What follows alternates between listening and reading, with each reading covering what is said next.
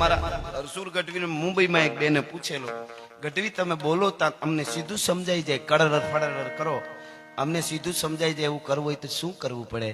રસુલ ગઢવીએ કીધું, એક વાર, બે વાર, ચાર વાર, છ વાર અમારા કચ્છ કાઠિયાવાડમાં જન્મો મરો તોય મેળ પડવો હોય તો પડે. આ થોડું કઈ યુનિવર્સિટી નો આની કઈ, પણ એક ભાષાની મજા, ચારણી સાહિત્યની મજા છે. અને અમે ચારણો ગમે ની યારે મળી જાય, ગમે ની યારે ભળી જાય, કારણ કે અમે હિમાલયમાંથી આવ્યા, ભોળાનાથ પાસે અમે રહેતા હતા, ત્યાં અમે ભૂત સાથે રહેલા,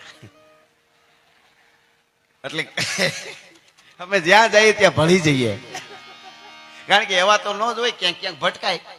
મને હમણાં કોકે કીધેલું એ કે ગઢવી આ 21મી સદીમાં ઘણા ભૂત વળગે ને એવું બધું બહુ બધું કરે, પછી એની વિધિ કરવી પડે, દોરા ધાગા ભૂવા પાસે જવું પડે. તો આ ભૂત ને આ બધું ખોટું નથી? આ બધું તમે માનો છો ભૂત વળગે? મેં કીધું વળગે. 21મી સદીમાં લાઈવમાં હું કહું છું, આ વિડીયો ઉતરે છે કે ભૂત વળગે, ભૂત સાચું છે, ખોટું નથી, ભૂત વળગે જ. મને કે આ તમારું ખોટું કહેવાય. એટલે મને કે ગઢવી તમે 21મી સદીમાં ભૂતને માનો, ભૂત વળગે આ સાચું? મેં કીધું હા સાચું, વળગે જ. અહીંયા જેટલા બેઠા એને કહી દો, પણ કયા ભૂત એ કહું? કોઈ પણ સારું કામ કરવા નીકળો, હકેથી જીવતા હોય, જ્યાં આવે ને આડું નડીને ઉભું રહીએ ને એ ભૂત. એથી વધારે ભૂતની મને બીજી કઈ ખબર નથી. તમે જ કયો દરેક ને વળગ્યા કે નહીં? કોક ને કોક વળગે, એમાંથી પ્રસાર થયા. તો આ ભૂતની મેં કીધું ખબર છે. બાકી ઓલી ટીવી ને પાછળથી ખોલી નાખ્યું હોય, જે વાહો ખુલ્લું થાય છે એવા વાહા વાળી સુડેલું હોય ને એ ખોટું. મેં કીધું એ બધાને વળગે, જેને વળગ્યા હોય એને ખબર હોય, અને એ સારું કરવા નીકળે એને વધારે વળગે. નાથ મોરડો કાઢી નાખે એને વાંધો ન આવે. સમાજ માટે, ધર્મ માટે, રાષ્ટ્ર માટે છે, સારું કરવા નીકળશે એને આ બધું થાય. ધડો કરાવવો હોય તો ટોચાઈ જવું પડે, ઘડાઈ જવું પડે. તમે અને જે ઘડાના ઘડતરની કિંમત છે. હું અહીંયા અત્યારે પ્રોગ્રામ આપું છું, કાલે સવારે બપોરે અહીંયા આવી પાછો તમને મળવા માટે હું આવું, અને 1.5 કિલોનો સોનાનો ગડબો, 1.5 કિલોનો. આ ખાલી વાત કરો, ન કરતો અઘરું પડી જાય. અમુક વસ્તુ તો નામ આમ વાત લઈને પૈસા. મેરુભા બાપુ એમ કહેતા, તમારે લોભિયા માણસને દુબળો પાડી દેવો હોય ને, શરીર ઘટાડવું હોય ને, તો દાતાર માણસના પ્રસંગમાં લઈ જાઓ. આટલી બધી વ્યવસ્થા, આ રૂપિયા આ બધું ઢગલા ના તેન બધું જમણ બધું, અરે આનું પૂરું થઈ જાય, અરે એમ કરીને પોતે દબળું પડી જાય, પોતાનું પૂરું થઈ જાય. બોલો, કારણ કે એને કોઈ દી કર્યું જ ન હોય, એનાથી સહન ન થાય. એટલે એવું કઈ વાત કરતા હતા? હા, 1.5 કિલોનો લોઢાનો ગડબો પહેરી, હોનાનો એની અંદર હું કાણું પાડી દઉં અને એ હુતળી નાખી એમાં, અને કાલ પહેરી ના હોય સોનાનું 1.5 કિલોનો ગડબો. તો તમે બધા એમ કહો કાલ બોલતા હતા ત્યારે હાવ રેડી હતું, સવારે કઈક મગજમાં થઈ ગયું લ્યો ગઢવીને. અરે પણ 1.5 કિલો હોનું પહેર્યું તો મગજ સટકી ગયો. શું કામ કહો છો? શું કામ? એનો ઘાટ નથી ઘડ્યો એટલે. પણ એમાંથી 2-3 તોલાનું ખાલી હાલું કઈ ઘરેણું પહેરીને આવતો કે સરસ લ્યો, બહુ સરસ. જેના જીવનમાં ઘાટ ઘણાના ને એની જ કિંમત છે. ગડબા કેટલાય ફરે છે, એને કાંઈ લેવા દેવા નથી. હજારો ભારતમાં ફરે છે. કોકનું ખરાબ કરવું, રાતે હોટલમાં ખાવું, પાર્ટીઓ કરવી, ફલાણા ક્લબમાં જવું, ત્યાંથી અહીં જવું, ક્યાંક દેણામાં ગરી જવું, કોકને બૂસ મારી દેવાનું, ફલાણું ને એવા ગડબા ફરે છે. ભારતને આગળ નથી આવવા દેતા, ઈ જ નથી આવવા દેતા. બાકી નાનો માણસ નડતો નથી ભારતને. એ તો કંઈક ને કંઈક કરે છે દેશ માટે. ક્યાંક ઢોર ને ક્યાંક મજૂરી ને ક્યાંક બકરા ને ક્યાંક હાંડિયા ને ક્યાંક ગાયું ને ક્યાંક ભેંસું, આ બધું રાખે, બધું કરે. ક્યાંક ખેતરમાં ક્યાંક સાફ સફાઈના કામ કરે છે. એ જ રાષ્ટ્રના માટે કરે છે. અને જે બાકી આવા જે છે ને કરોડો ફરે છે ને, એ જ નથી આગળ આવવા. નકર ભારત જેવો કોઈ દેશ હોઈ શકે નહીં. પણ જાગ્યા ત્યાંથી સવાર આપણે જ્ઞાતિવાદ ભૂલીને બધા જયારે એક થશું ત્યારે ભારતને સુપર પાવર બનતા વાર નહીં લાગે. એમાં જવાબદારી યુવાનોની છે ને દીકરીઓની જવાબ. દીકરીઓને એની તાકાતની ખબર હોવી જોઈએ. ઘણી વખત દીકરીઓ વાંકા ત્રાહા મોઢા કરીને રીલમાં વિડીયા બનાવે ને એને એમ કે બસ આટલી જ અમારી કિંમત. ભારતની દીકરીની શું કિંમત છે એ ખબર નથી ને, એ આપણને દુઃખ છે. આ દેશની આરી નારીની શું તાકાત છે. આજ પણ કહું છું, મારા દેશની દીકરી હાલી જતી હોય તો નારીને અવળું જોઈ જવું પડે. હુરજને કાના હામું ન જોવા, હિન્દુસ્તાનની દીકરી છે એ રીતે જીવવું પડે, એ રીતે એને. બાકી જેવું તેવું સંભળાય. હમણાં અમારા પ્રોગ્રામમાં એક બેન ઊંચા થઈને ગાતા હતા, પૂછો જરા પૂછો मुझे क्या हुआ है. मैं कीधु हड़कवा हुआ है. क्या हुआ है कीधु हमारा प्रोग्राम मत रहवा दे. आवा गीतो हाव केवा केवा गीतो बोले. रंग तेरा देख के, रूप तेरा देख के कुदरत भी हैरान है. ले कुदरत એટલે તો ભગવાન કૃષ્ણ ને. હવે કૃષ્ણ ભગવાને 16,108 કન્યા વારે લગ્ન કર્યા. એમાં 16,100 એ તો ખાલી નામ દેવા ખાતર નરકાસુરના ત્રાસમાંથી છોડાવી દીકરીઓ કન્યાઓને. પછી કે અમને કોઈ અપનાવશે નહીં, શું કરી? એટલે પતિ તરીકે ખાલી પોતે સ્વીકાર કર્યો. હાસા પટરાણી ખાલી 8. હવે છતાંય બાળ બ્રહ્મચારી કેવો પડે.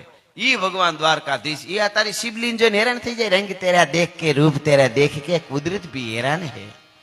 એને તો રેવા દો, એને તો રેવા દો. હવે એમ નીકળી જ પડ્યા છે. જીને કે હે 4 દિન બાકી હે 4 દિન. હારા કામ કરવા, કુંડાળા કાઢવા નહીં, કોકને નડવા નહીં. અર્થો અવળા કરી નાખે છે. આમાં અધૂરું સમજાય એટલે બહુ દુઃખ થાય. કાં પૂરું સમજવું, નકર સમજવું જ નહીં. અધૂરું સમજાય કેવું થાય તમને કહું.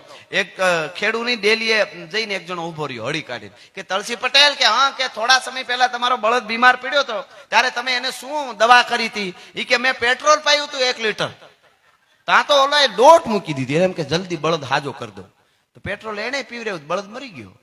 બીજી રોતો રોતો આવ્યો. ઈ કે હારી સલાહ આપી જોઈએ યાર, આવી ઈર્ષા કરો છો ગામમાં રહીને. કે કા? ઈ કે તમારા બળદને ઈ કે તમે મેં પૂછવા આવ્યો તો શું પીવરાયું તું? પેટ્રોલ પીવરાયું. કે મારા બળદને પીવરાયું તો મારો બળદ મરી ગયો. ઈ કે મરી તો મારો ગયો તો કહેવાય નહીં કે તું ઉભો રહે તો કહું ને તો તું નીકળી ગયો તો. અમુકમાં શાંતિ જોઈએ, અમુક વસ્તુમાં ઉતાવળ જોઈએ. એક ખેડૂ ડોક્ટર પાસે જઈને કે મારો બળદ બીમાર પડ્યો એટલે આવડી મોટી ગોળી આપી. આલ્યો આ ગોળી ભેળું ભૂંગળું આપ્યું. આ ભૂંગળામાં ગોળી મૂકી અને તમે બળદના મોઢામાં ભૂંગળું રાખીને ફૂંક મારી દેજો. બીજે દી હળી કાઢતો કાઢતો ખંજવાળતો ડોક્ટર સાહેબ ઉપાય કરો ઉપાય. કે શું થયું? એ કે મારી પેલા બળદે ફૂંક મારી દીધી.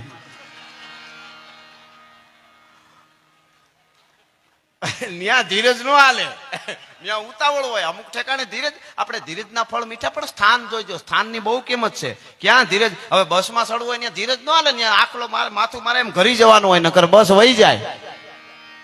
ધીરજ કઈ જગ્યાએ રાખવી, કઈ જગ્યાએ ઉતાર, આ બધું અમુક સમજાય, અમુક ન સમજાય. સારું, તમે સ્કૂટર લઈને બજારમાં જતા હો ને કૂતરું આડું પડે ને આગલા ટાયરમાં ભટકાય અને પછી કાવ કાવ કાવ કરતું કૂતરું નીકળી જાય ત્રાહી નજરે જોતું. એ તો આપણે માનીએ છીએ કે બિચારું રાડ્યું નાખે છે. એ તો 3 પેઢીની દેતું હોય તો આપણને થોડી ખબર છે. ઈ કોઈ દી એમ કેતો હોય હું કામ લગાડ્યું એટલું જ કે એમે આપણું કૂતરું કચ્છ કાઠિયાવાડનું. ઈ તો ખબર નહીં, પણ વાતું જવા દો શું કેતું હોય એવો. એટલે ઈ નો સમજાય સારું, નકર આપણે નીંદર નો આવે. બધું સમજાય સારું નહીં. કા હાવ પૂર્ણ હારું, કા આમાં હારી, કા પૂર્ણ અધૂર્યું બહુ નડે. અધૂર્યું જે છે ને એ બહુ નડે. અધૂર્યું જ્ઞાન પણ કોઈથી ન લે. એટલે આપણે કોઈને નડતા નથી. ભગવાન કૃષ્ણે ગીતામાં કીધું આપણે ભારતીયો છીએ, આપણે કોઈ નડવાનું નહીં, બધાય દુનિયાને પ્રેમ કરવાનો. પણ સમાજ રૂપી શાંતિને ડોળવા માટે કોઈ કાલિયા નાગ જેવા ગુનામાં ડોળવા આવે ને તો એની ફેણ ઉપર એડી મારીને રગડતા પણ આવડવું જોઈએ. એ ભગવાન અગ્નિદાત વિષદાત નર ક્ષેત્રદાર ધનહાર બહુરી બકારત શસ્ત્ર ગ્રહી અને અવધ વધ છટકાર. એ એવી એક વાત, આ દેશના રાષ્ટ્ર માટે, એને આઝાદ કરવા માટે કેટલાય જાન આપી છે, ત્યારે ભારત આઝાદ થયો છે. એવો મને ગમતો પ્રસંગ મૂળું માણેક નામનો બારવટીયો. બારવટિયા એટલે જેને 12 પ્રકારના વટ હોય એને બારવટિયા. કોઈની બેન દીકરી સામે આંખથી આંખ મેળવીને વાત ન કરી શકે. આપણે કોઈ દીકરી સામે વાત કરતા હોય બેન દીકરી તો બેન જય માતાજી ફલાણું વાત, પણ સામું જોવાય નીચે જોઈ જાય, સામું જોવે નીચે, સતત આંખની આંખ મેળવીને વાત ન કરે. એ બારવટિયાના ગુણ. પછી કોઈ બેન દીકરીને સ્પર્શ ન કરે. પોતાના હગા ભાઈને મારી નાખ્યો હોય છતાંય હાથ જોડે એ દુશ્મન એના ઉપર ઘા ન કરી શકે. ગરીબ ઉપર ઘા ન કરે, ગરીબને લૂંટે નહીં. આવા 12 પ્રકારના વટ એને બારવટીયા કહેવાય. હવે ચોખવટ કરી દઉં એટલે હવે વાત કરું. એવો મૂળ માણેક નામનો બારવટીયો કોડીનાર ગામ ભાંગવા જ્યારે ખાબકેલો, બાગડતા 150 ઘોડા કોડીનારની બજારની ધૂળની ડમરીઓ ચડી ગઈ અને કાટ કરતા દરવાજા બંધ થવા માંડ્યા. કોડીનારના નગર શેઠ હતા, એમનો દીકરો 8 વર્ષનો, એનો જન્મ દિવસ હતો. એટલે એ શેઠના છોકરા એ હાચો મોરહાર પહેરેલો હોનાનો, ગળામાં પગમાં હોનાનો તોડો પહેર્યો તો રમતો રમતો બજારમાં નીકળી ગયો. એટલે બારવટિયાના માણસો હતા, મૂળ માણેક ચોકમાં ઉભો છે હાથમાં બંદૂક લઈને, ખોખારા મારે છે. અને બારવટિયાના માણસોએ છોકરાને પકડ્યો, બાળકને, 8 વર્ષનો બાળક, મોરહાર પહેરેલો, તોડો પહેરેલો પગમાં હોનાનો. અને એની માં ગોતતી આમ દરવાજાની તળમાંથી જોઈ તા પોતાના દીકરાને સિંહના પંજામાં બકરી આવી જાય એમ બારવટિયાએ પકડ્યો અને માની રાડ ફાટી ગઈ. હાય મારા દીકરાને બારવટિયા મારી નાખશે. માં છે ને, માં છે. ડોક્ટરની પાસે ગરીબ બાઈ આવી પોતાના બાળકને લઈને, નાનું 6 મહિનાનું બાળક, અને ડોક્ટરને કીધું એને કંઈક મજા નહીં હોય, ડોક્ટરે જોયું ને પછી દવા લખી દીધી. દવા લેવા બજારમાં બાઈ ગઈ, દૂર હશે થોડું દવા લેવાનું, મળતી નહીં હોય ત્યાં. એટલે અને પછી નર્સ ને ડોક્ટર ને બાળકને આમ ફેરવે ને આમ કરે ને આમ રમાડે ને રમકડા આપે ને ફલાણું. પોણી કલાક બાળક રોયું, સાનું જ ન થાય, સાનું જ ન થાય, સાનું જ ન થાય. એ પોણી કલાકે માં આવી ગઈ અને માએ આમ બાળકને તેડીને હલુલુલુ હા હા હું મલુલુલુ માલું દીકલું કર્યું. બાળક ચૂપ થઈ ગયું, સાનું રહી ગયું. તો એ ડોક્ટરે કીધું બેન પોણી કલાકથી અમે આ બધું કર્યું, છતાંય રમકડા આપ્યા, ઘણું કર્યું, બાળક સાનું નહોતું થતું, અને તમે હાલ હા હાલ હું કર્યું અને બાળક સાનું રહી ગયું. એ હા હું ની ભાષા સમજાવો ને તો અમારે બાળકોને બીજા કોઈ રોતા હોય તો સાના રાખવા થાય. એ હા હું ની ભાષા શું છે એ અમને શીખવાડો નહીં. તેથી બેને કીધું ડોક્ટર સાહેબ હા હું ની ભાષા સમજવા માટે મારા પેટ અવતાર લેવો પડે. એ કઈ એમ શીખવાડે ન આવે, એ તો માને ખબર હોય. માનો જે સ્પર્શની જે તાકાત છે એને હા હું ની ભાષા શીખવા માટે મારા પેટ અવતાર લેવો પડે. એ કઈ શીખવાની ભાષા નથી. એવી જનેતા, એવી માં. એ માની નજર પડી ગઈ, હાય હાય મારા દીકરાને બારવટીએ પકડી લીધો, હમણાં માર નાખશે. અને દીકરાનું નામ માધવ હતું. જોઈજો નામની પરંપરાની વાત છે એટલે કહું છું. એટલે માએ કીધું એ બેટા માધવ એને હાર આપી દે, માધવ એને હાર આપી દે, તોડો આપી દે, બધા ઘરને આપી દે, બારવટીયા તને મારી નાખશે માધવ. માધવ અવાજ મૂળું માણેકના કાને પડ્યો એટલે મૂળું માણેકની રાડ ફાટી ગઈ. ચોકમાંથી એના માણસને કીધું કે ભાઈ એને કે છડી દે, ઇનજો નાલો માધવ નાય, માધવ અછાદો પે.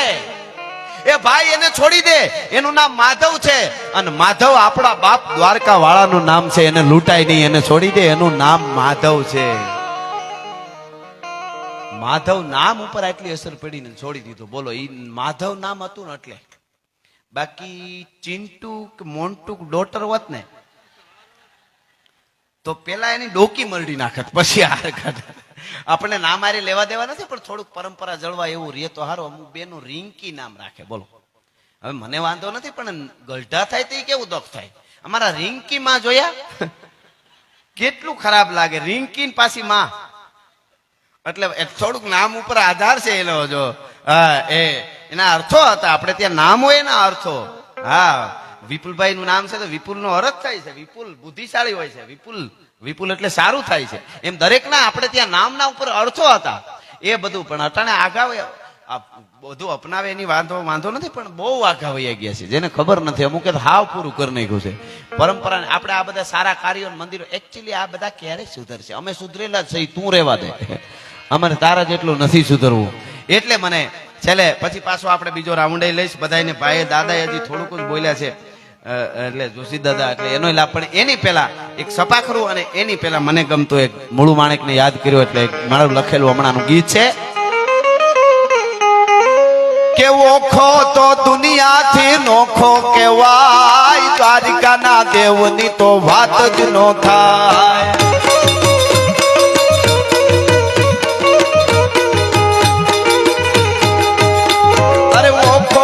દુનિયાથી નોખો કહેવાય, દ્વારિકાના દેવની તો વાત જ નો થાય. મીઠુડી ધરતીના મીઠા ભગવાન, દરિયાના ફળિયામાં મીઠા ભગવાન.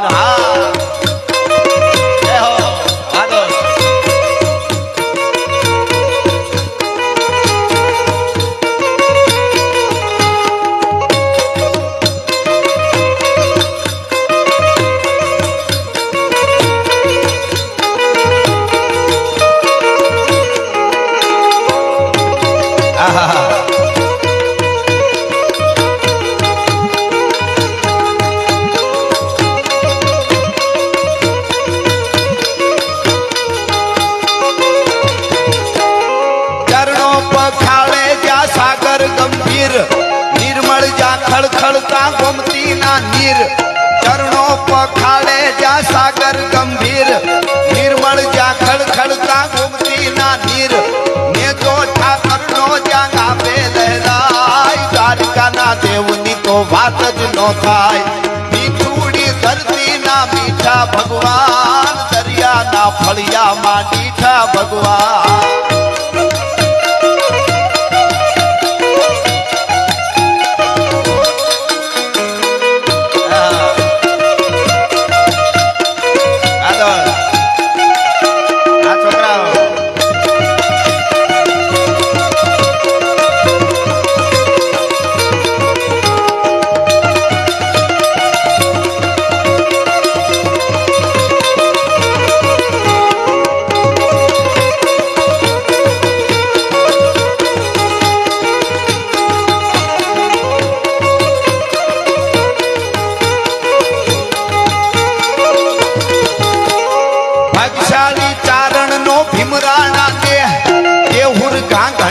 નો ડોલરિયો દે ભાગ્યશાળી ચારણ નો ભીમરાણા દે એ હું ઘાઘણિયા નો ડોલરિયો દે અવતારી જન્મી ત્યાં મોગલ ગાય દ્વારિકાના દેવની તો વાત જ નો થાય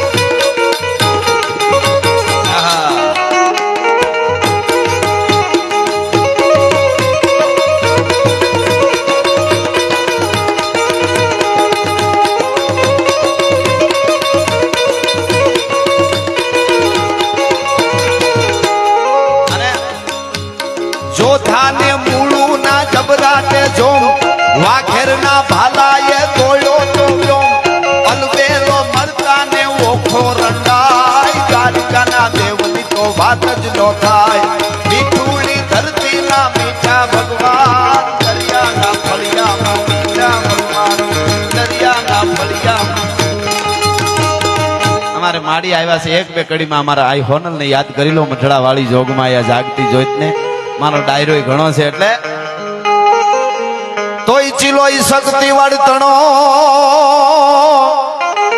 અને અમે બધા ચારણ ચૂકી જાત પણ જન્મી નો હોદ જગતમાં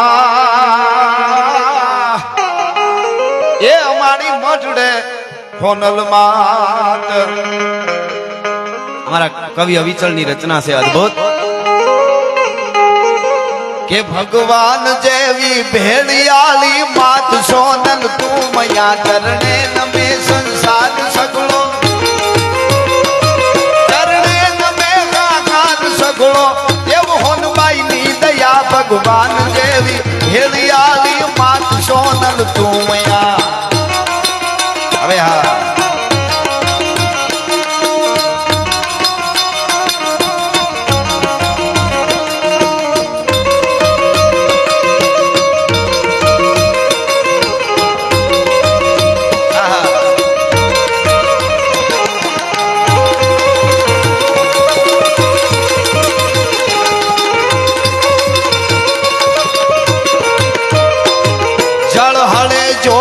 જોગ માયા ધૂપ દીપ ચરણે તને મૃત લોક ના હવ માનવી તને હજારો અરજુ કરે ચળહળે જોચું જોગ માયા ધૂપ દીપ ચરણે તને મૃત લોક ના હવ માનવી તને હજારો અરજુ કરે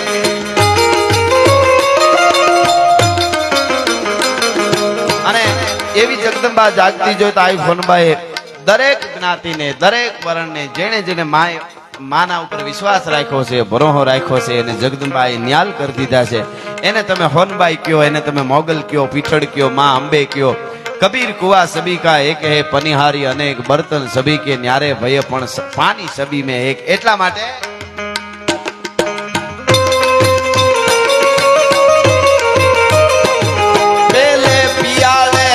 રમતી વળી તું વે મડખડી પાવાય ગઢમાં તું જ પોગી પાવાય ગઢમાં તું જ પોગી ક્રોડ જમાડા કાપડી શિવા તણી તે કરી ચડતી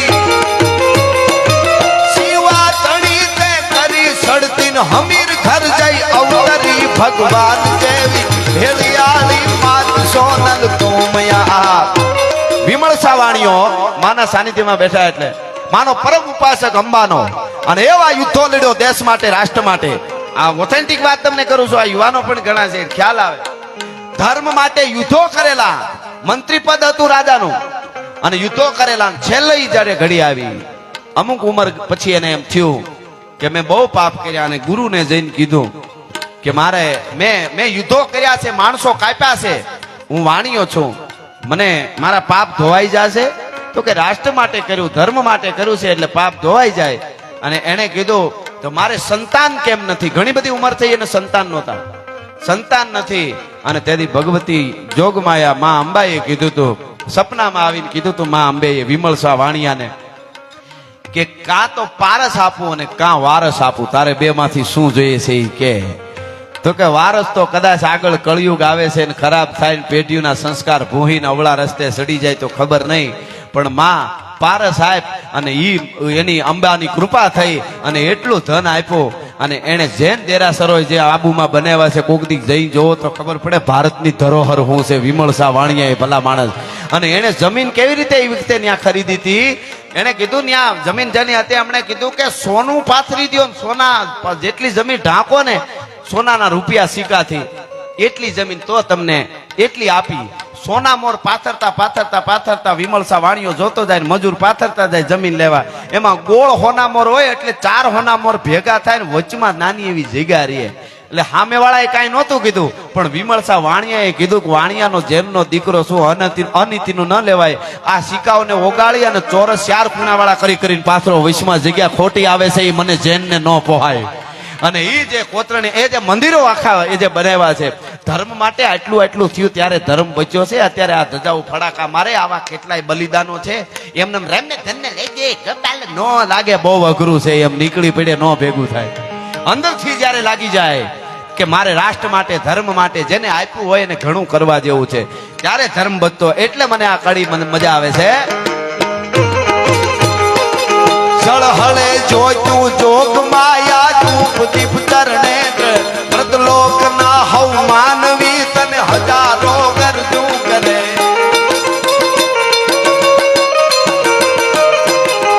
ઉદ્ધાર કરવા ઉપની દુઃખો બધા દુઃખો ગયા ભગવાન દેવી હેલિયાલી પાંચસો મયા ભગવાન દેવી. આહા આ આપણા હમણાં બાળકો આવતા હતા ને રૂપિયા કેવા ઉડાડતા હતા. આ બધું શીખવાડવા જેવું છે. બાળકોને પુત્રના પગ પારણામાંથી ખબર પડી જાય. નકર હમણાં રાજકોટમાં એક છોકરાને મેં પૂછ્યું, મગનભાઈ ઘર બતાવ્યું, 3જા માળે લઈ ગયો, તાળું મારેલ બતાવ્યું, તાળું માર્યું મગનભાઈ ઘર. મેં કીધું મગનભાઈ એ તો કે નીચે ઉભા હતા ને, તું કોનો દીકરો? કે મગનભાઈ નો. કીધું કા નહીં કે તમે પૂછ્યું ઘર બતાવો, મેં ઘર બતાવ્યું લ્યો. હા ખરેખર એક જણો હમણાં ઓલો નહીં કલેક્ટર સાહેબ અગાસી ઉપર ઘુમરા મારે, કલેક્ટર સાહેબ નું શરીર બહુ જાડું અને બંગલા માથે, એના બંગલાની માથે કલેક્ટર સાહેબ ઘુમરા મારે ને એમાં એક નીકળ્યો છોકરો, એક હામું જોતો જાય દાંત કાઢતો જાય. કલેક્ટરે કીધું કઈ એને માણસો કીધું દાંત શું કાઢતો જાય જુવાનો લો, કે ના લઈ આવો પકડી લે. હું દાંત કાઢી? કે કઈ નહીં સાહેબ ભૂલ થઈ ગઈ. નહીં કઈક મારા સામું જોઈને દાંત કાઢતો હતો. એ કે સાહેબ એ તો મને એવો વિચાર આવ્યો, તમારું શરીર એટલું બધું જાડું, ત્યાં તમે ગુજરી ગયા હો તો ઉતારવા કેમ? એને પોલીસ બોલાવ્યો કલેક્ટરે, આને પૂરી દો કે 22 વર્ષનો જુવાન અને મને ગુજરી જવાનું મરી જવાનું કે એકચ્યુઅલી. હા ઈ કે એટલે એને પૂરી દીધો. તો એનો બાપ આવ્યો કે મારા દીકરાનો સાહેબ શું ગુનો થયો, કલેક્ટર સાહેબ માફ કરી દો છે. અરે પણ એ કે એને શું કર્યું ખબર છે? કે શું કર્યું? એ કે હું અગાસી ઉપર આટા મારતો હતો, મારા સામે દાંત કાઢ્યા, મેં બોલાવ્યો કે તમે મરી ગયા હો ત્યાંથી ઉતારવા, નીચે કેમ ઉતારવા? આવી કલ્પના કરાય? એક તો મારું બીપી વધી જતું હોય ને.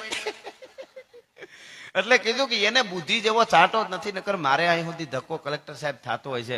મારા દીકરામાં જરાય બુદ્ધિ જ નથી, એની માએ કઈ સંસ્કાર આપ્યા જ નથી, નકર એને એટલી ખબર ન પડે કટકા કરીને ન ઉતારી લેવાય.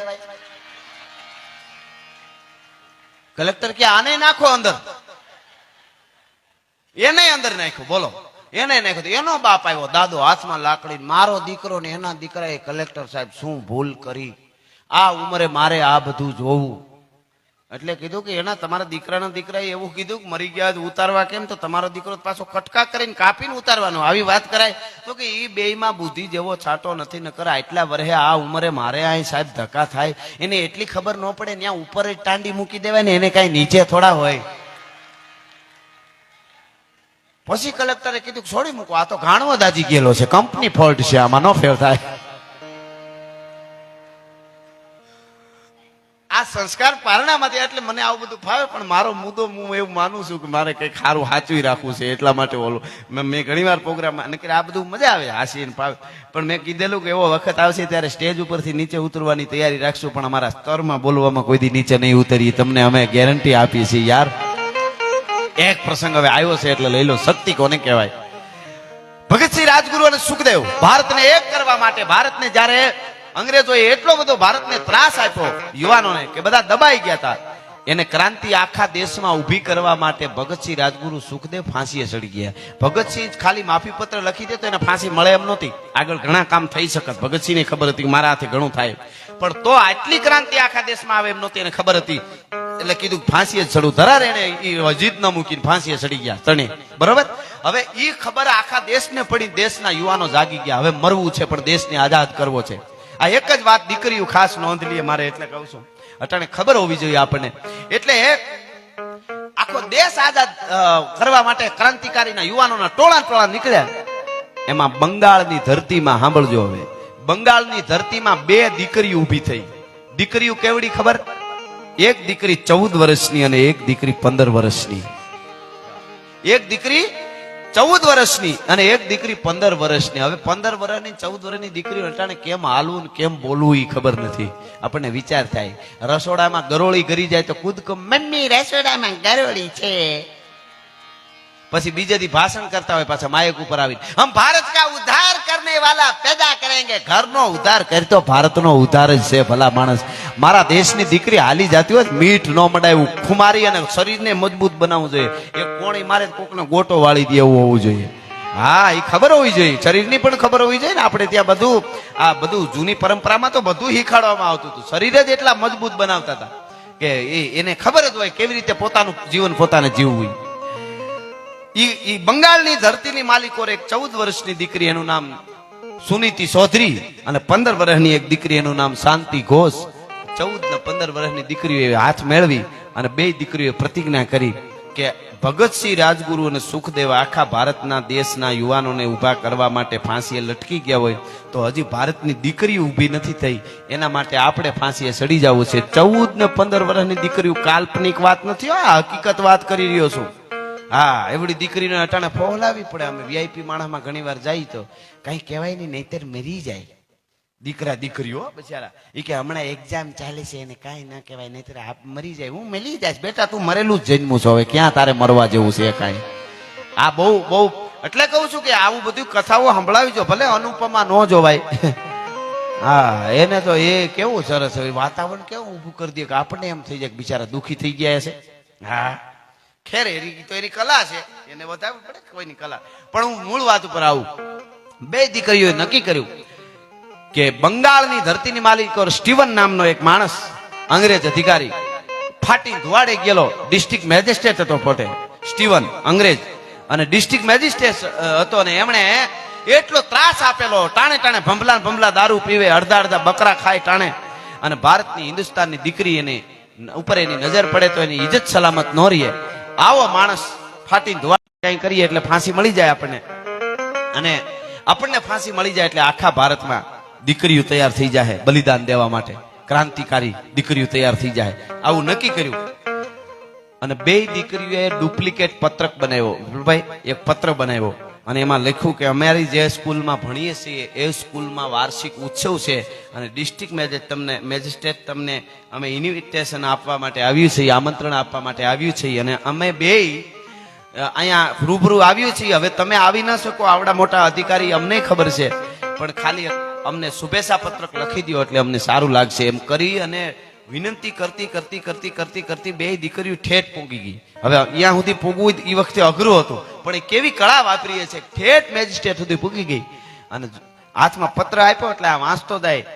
પત્રમાં ધ્યાન નહોતો, દીકરીના શરીર સામે ધ્યાન હતું. એક 14 વર્ષની દીકરીને એક 15 વર્ષની, છતાંય એટલો તો માણસ ખરાબ હતો અંગ્રેજ સ્ટીવન ડિસ્ટ્રિક્ટ મેજિસ્ટ્રેટ. જ્યારે જેવું તેવું પત્ર વાંચે, દીકરીઓ સામું જોતો જાય અને વાંચતા છેલ્લે પત્ર લખવા માટે આમ કલમ ઉપાડી પોતે. એને કીધું દીકરીઓ અમને લખી દો, શુભેચ્છા પત્ર ખાલી લખી દો. અને આમ જ્યાં કલમ ઉપાડવા જાય ત્યાં 2 દીકરીઓએ એક આરે 14 અને 15 વર્ષની દીકરીઓએ 2 પિસ્તોલો કાઢી અને 2 એક આરે 6-12 ગોળીઓ ધરબી દીધી હતી ભલા માણસ ડિસ્ટ્રિક્ટ મેજિસ્ટ્રેટ ને. તેથી બંગાળની ધરતીમાં બનેલી ઘટના છે. સુનીતિ ચૌધરી અને શાંતિ ઘોષ નામની દીકરીઓ, અને પછી પકડાઈ ગઈ, આખું બિલ્ડિંગ ઘેરાઈ ગયું. ડિસ્ટ્રિક્ટ મેજિસ્ટ્રેટ ને મારે એટલે સારણી કરી દીધો. અને પછી પોતે કોર્ટ એની ચાલી, અને આખા દેશમાં દીકરીને એમ થઈ ગયું કે અમારે કંઈક કરવું જોઈએ. અને પછી છેલ્લો જ્યારે ચુકાદો આવતો હતો ને એ વખતે મને તો એમ થાય કે આમાં જ અંબાનો અંશ હોય છે, નકર આવા કામ થઈ શકે. છેલ્લો જ્યારે ચુકાદો આવતો હતો ત્યારે બે દીકરીઓ આનંદમાં નાચતી આવતી હતી કોર્ટમાં. બોલો, નાચતી કોર્ટમાં આવતી હતી હો. હાડુભાઈ ને ત્યાં લાડવા દાબડવા માટે નહીં, ફાંસીએ ચડવા માટે. જેવી તેવી વાત નથી આ. એને એમ કે આજ ફાંસીનો અમારે હુકમ થઈ જાય, આજ છેલ્લી મુદત છે. નાચતી આવતી હતી. અને કોર્ટમાં ઉભી રહીને જજે જ્યારે કલમ લખીને કીધું બેયની ઉંમર ઘટે છે એટલે ફાંસી નહીં, બેયને કાળા પાણીની સજા આપવામાં આવે છે. ભાંગીને ભૂકો થઈ ગયો બે દીકરીઓ. આ બનેલી ઘટના છે. ને એને યાતનાઓ જે મળી, કોયડા મળ્યા, ચામડા ઉતરી જાય એટલા દંડ કોયડાના મળ્યા, જેલમાં એટલો ત્રાસ આપ્યો. બે દીકરીઓ જેલમાં ગયું, અને બીજા વિશ્વયુદ્ધ વખતે જેલું ખાલી થઈ આપને ખબર હશે, ત્યારે બે છૂટી ગઈ જેલમાંથી અને પાછો અભ્યાસ પૂરો કર્યો. મારે દીકરીઓને એ કેવું છે, એકવાર નપાસ થાય મરી જવાનું વિચારે, આ જેલમાં જઈ આવીને પાછો અભ્યાસ પૂરો કર્યો. આ ભારતની દીકરીઓ હોઈ શકે. આવી 2-5 કથાઓ અંદર ઉતરી જાય તો મરવાનો તો વિચાર ન આવે, રાષ્ટ્ર માટે કરવાનો વિચાર. એટલે કહું, પાછો અભ્યાસ પૂરો કર્યો બે દીકરીઓએ. એક દીકરી ડોક્ટર બની અને એક MLA બની એના પછી, અને આખું જીવન પૂરું કર્યું. એના પછી દેશ આઝાદ થઈ ગયો. પણ દીકરીઓ આઝાદ દેશ થઈ ગયા પછી શાંતિ ઘોષ છે ને, એને પોતાનું શરીર છોડ્યું 1989માં. અને સુનીતિ ચૌધરી જે 14 વર્ષની દીકરી હતી ને ગોળીએ થરીબોતો સ્ટીવન ને, એ દીકરી 1994 એમ એને દેહ છોડ્યો, ભારત છોડ્યો. કોઈને કીધું નહીં કે અમે એ દીકરીઓ છે જેને દેશના આઝાદ કરવા જેલ કાળા પાણી ભોગવે. 14 વર્ષની દીકરી ઉંમર હતી ત્યારે અમે આને માર્યો તો. આવી ભારત વર્ષની દીકરીઓ જ્યારે તૈયાર થશે ને ઘરે ઘરે, તો ભારતને સુપર પાવર બનતા વાર નહીં લાગે.